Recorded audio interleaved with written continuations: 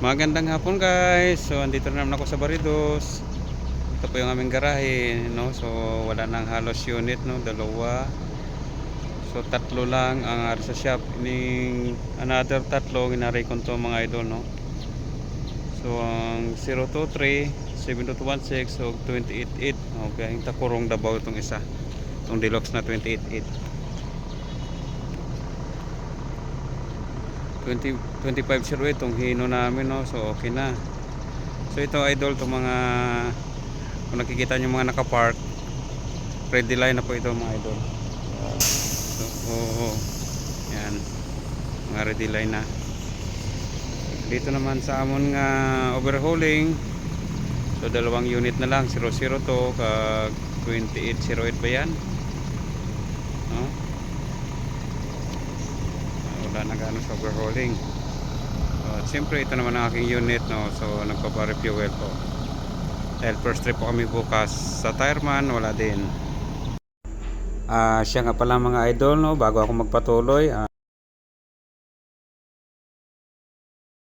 shout out nga pala muna sa mga masugid kong mga subscriber, kay Lesmith Bagtong, Esmeraldo, Bot Sampiano, Alan Cosmia, Lester Jigs Lagsa, Jeep Gumanayan Guzman, kay Yuri, no? So thank you sa inyo mga idol. Mga idol, pasensya na kayo sa mga hindi ko na shout out. Hayaan nyo sa mga susunod kong video, gilapin ko kayo.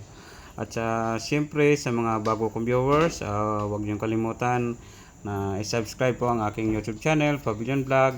And then pakipindot na rin po ang notification bell para maging updated po kayo sa mga susunod kong video.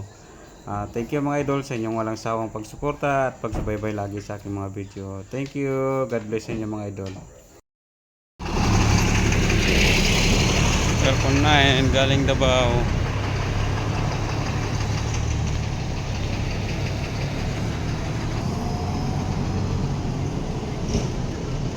Ready line ang isa.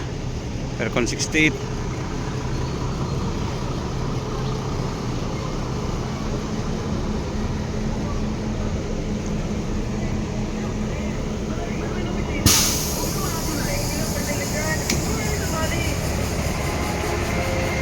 Suralabis.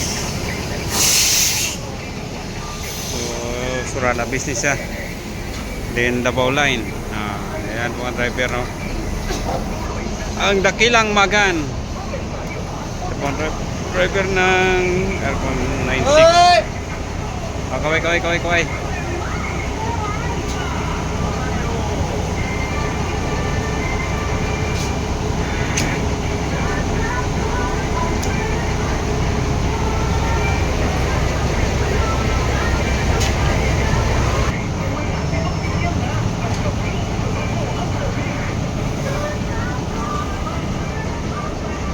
Thank you.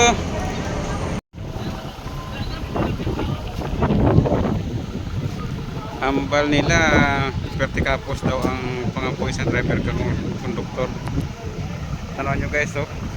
Sa bagahe pa lang katrulo ng balas na mun ka karga. So ganun ang kabutay sa driver kang konduktor.